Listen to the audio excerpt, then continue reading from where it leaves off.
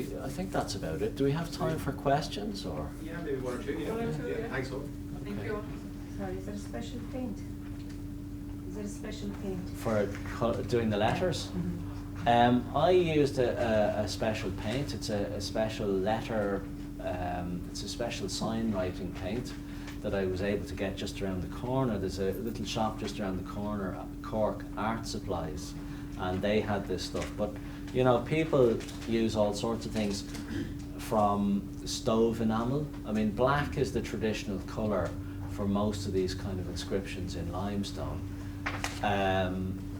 But people use stove paint. I think any kind of spirit-based paint is going to be fine. You know, not anything acrylic because it won't last. Is it going to be damaging the paint itself? Then going to damage the stone in any way?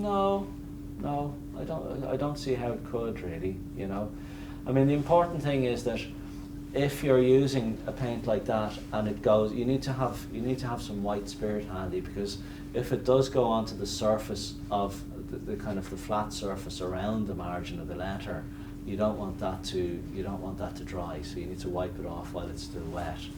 So you know. Especially paint for stone. Does it need an undercoat? That usually if you top coats and middle coats. Not for stone, no. You just one hit. Yeah. Is there stencils for putting letters on, or would you have to be kind of like a graphic artist before you went at the stone to chisel out letters? Would you need to be graphic artist to do? Yeah, or I mean, stencils. I've never heard of anybody using stencils. I mean, people. You'd set out. I mean, that's a huge big part of the art, because you have to work out the spacing of the letters and the words and how much you're going to say in each line, and it's a whole art in itself.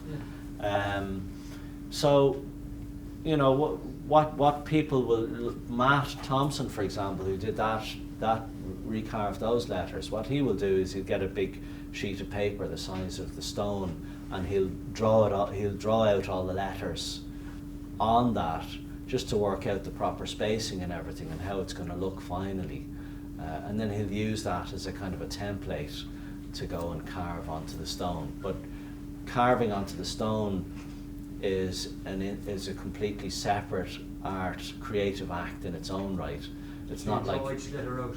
Sorry? You draw each letter out. Yeah, you draw your horizontal lines to give your kind of spacing between the tops and the bottoms of the letters. You'd normally draw three lines, or maybe even 4, because you know, if you imagine an A for a small case, a lowercase a, for example, it's going to go between 2 lines. But then if you have an L, it's going to go up to a further point below, and then maybe the next letter is a G. I can't think of a word that goes ALG, but however. Remember the old copybooks with the lines? Yeah, that's essentially what you're doing, you know, when you're carving lettering in stone, is something along those lines. Yeah. So Okay, Simon at the back there.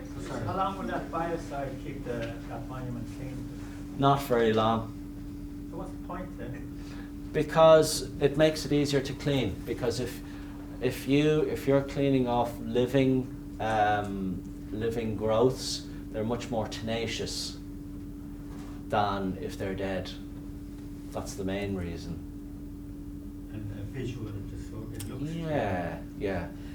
Sorry, you kind of I know I stepped out for a little bit, but cleaning a headstone or by hand, I presume you wouldn't use a wire brush, or how would you clean a headstone? Wire brushes can be very damaging, you know, because steel is extremely hard. Old stone headstones or tombs or whatever, the surface layer, which is the most important layer, that's where all your carved detail is, that'll generally be quite weathered because it's been there for 100, 200 years or whatever. So that surface layer is often quite delicate. Now if you go over it with a steel brush, you're going to leave scrapes in whichever direction you're using that. So I would never use a steel brush. What I use is a kind of a bristle brush. So a potato cleaner. More like, you know, the kind of thing that you might use for scrubbing steps, you know, that kind of an old-fashioned, you know, the wooden. Churn brush or a churn brush. It's kind of yeah. Right. Yeah. Oh, I so even you I change even the use detergent I or even anything? use washing up brushes and stuff sometimes. Yeah, You but know. no detergent, just water. No, I wouldn't use detergents. Just No. water. No detergents. I think Eamon said a couple of days ago, and he was dead right, that the detergents are essentially, they're formulated for breaking down fats. So, you know, there are. You may have chip grease or something on a monument. Well, maybe on the national monuments, detergent could have been the right job, all right. Yeah. Yeah. Well, I think that, sorry, just one thing to point out too, the use of the biocide in your case was to enable you to address the air pollution, the deposits on the monument as well, and it's not always necessary to remove the natural discoloration. I think when it comes to, for example, a graveyard setting, you know, aesthetics play a big part in any choices you're going to make, and as you say, you know, there doesn't necessarily need to be this need, this kind of mania for having everything spotlessly clean. You know, their historic environment, to some degree, some level of growth doesn't completely take away from that. It can add to the you know, to that feeling of antiquity, which is, you know, an important part of the whole Historical texture. There you go. Last question. What would you recommend for cleaning marble? And taking it clean with verdigris, right? It's not quite like an old rolling on. Yeah, I would recommend a bristle brush and clean water, you know, and a bit of time is Okay. what. No. The problem is with chemicals is that, you know, I do use chemicals on occasion, but I'd always carry out a lot of tests, and I mean I spent years and years studying all of these things, how things, what particular types of chemicals should be used in what circumstances. And the problem is, if you're not aware of certain things, you can really damage a monument. Like, certain chemicals will actually eat away the surface of the stone or weaken it and leave it kind of liable to much faster erosion afterwards, because you've weakened that surface layer. So I would tend to steer clear of, I wouldn't really recommend using chemicals unless you have somebody there who really knows what they're doing, you know. A lot of people use bluestone to clean manuscripts, like if you're proving the writing or something like that, or cleaning it. Is that Right, I haven't heard of that now. What's bluestone? It's copper sulfate, isn't it? It's Yeah. the same idea as the copper wire I was saying earlier on.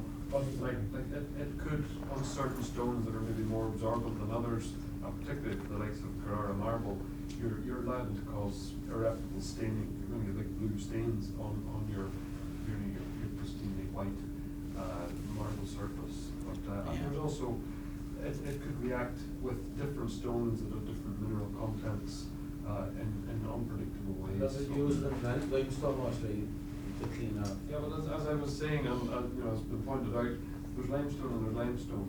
They've all got different properties of absorption and chemical composition. So you really need to be very, you really need to carry out specialist sample testing if you're determined to use any chemical, be they old traditional means or something new as a brand new. Stay away from the chemicals. It's just, Borax is chemical. Borax is, yes, it's from, what is it, boron oxide or whatever. John, last It's question. just because it's been used for a long time. Owen, Because it makes are there any lead engravers out there now? Lead engravers. Yes, where Yes, person could replace. lead lettering, I think it is. I'm going to have to be completely honest and say I don't know. I've never had call to go and look for one. I've never yet. Do you have They I had could to. do lead letters if you ever need a, I can give you my phone number if you need lead lettering Who are replaced. you now, tell us? I'm a letter cutter myself from Macroom area. There we go. It's 90% lead lettering on marble in England, but that's where I did my apprenticeship. You can't get it so much here, only on movie pros. monument's about 100 years old, but I can, if you ever need lead lettering replaced, can do that. But sometimes I have to recarve the letters if it's not deep enough. Yeah, I've more I've for come across it replacing. as well. I worked for a time in England doing monumental masonry, and there's quite a bit of lead lettering there. And I had some photographs of it, but it's basically where you cut out the space of the letter, and then you drill little holes in the recess of the letter, and you beat lead wire into that. I suppose it's a good alternative to painting. It's quite long lived. But the problem is that sometimes water can get in behind the lead and can freeze in there and pop the lead out. So it's not completely maintenance free. It would last, say, about 30 years longer than paint. It is a better job than paint, but it's obviously more expensive because it's slower to do than painting. So, Okay, thank you. very good. He's here up here if you want to talk to him afterwards. Thank you, Eoghan, Pleasure. for that great presentation again today. Thank you.